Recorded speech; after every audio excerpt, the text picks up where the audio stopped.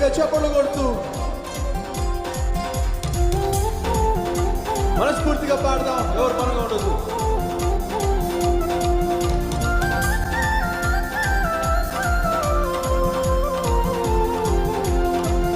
అన్ని నామముల కన్న పైనామము యేసుని నామము.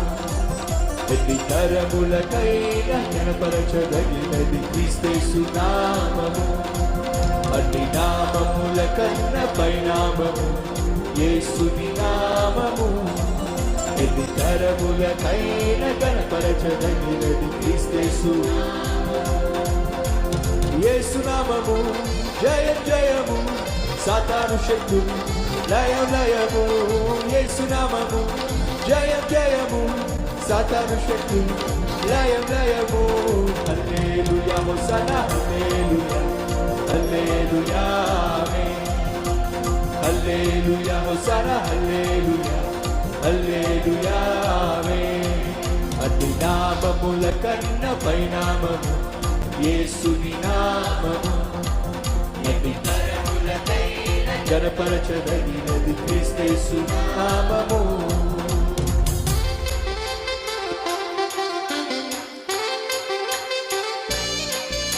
పాపముల నుండి విడిపించును యేసుని నామము. నిత్య నరకాగ్నిలో నుంచి తప్పించును రక్షించును క్రీస్తు నామము.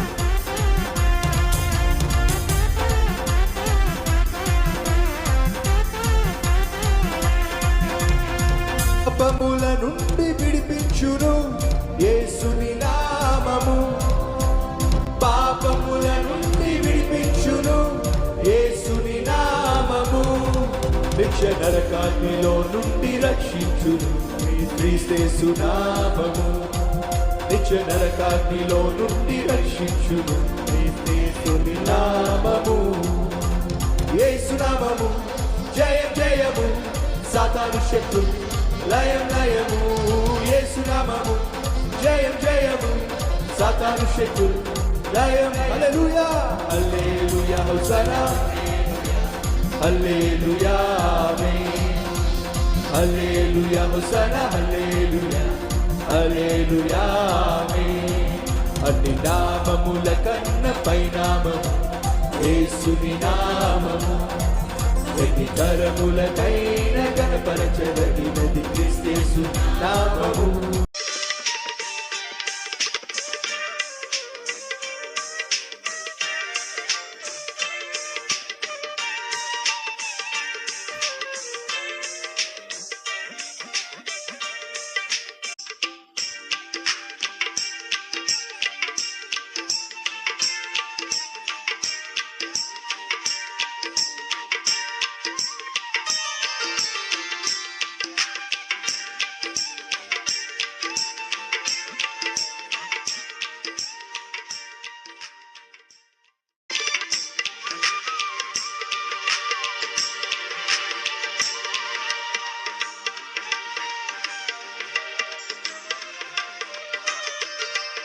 సేవలో పాల్పంచుకుంటున్న సహోదరి సహోదరులు అర్థం చేసుకోండి.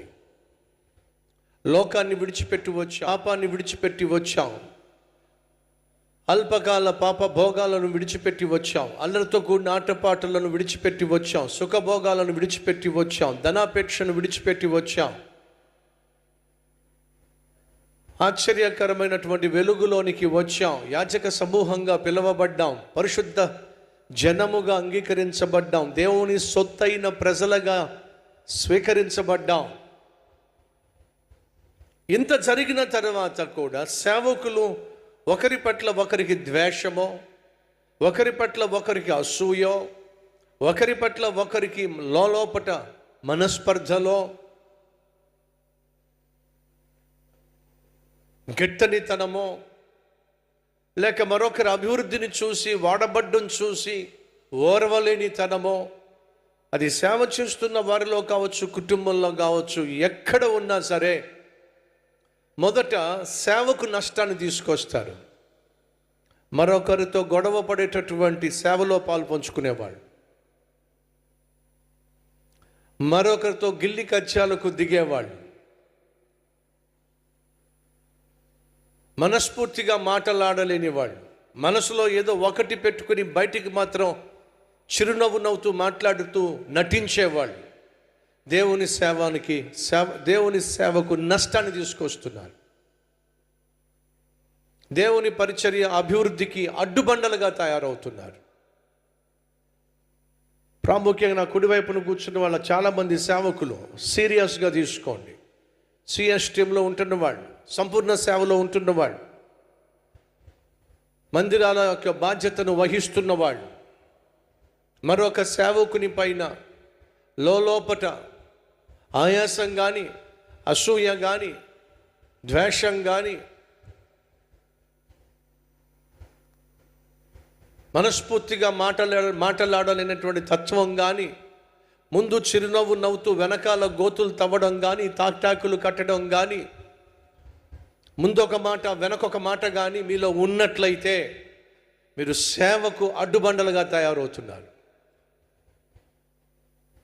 మన జీవితాల్లో కావచ్చు, మన కుటుంబాల్లో కావచ్చు, మన సేవలో సంఘంలో కావచ్చు, మనం చేసే ప్రార్థనలకు జవాబు రావాలంటే ఏక మనసు కావాలి, ఐక్యత కావాలి.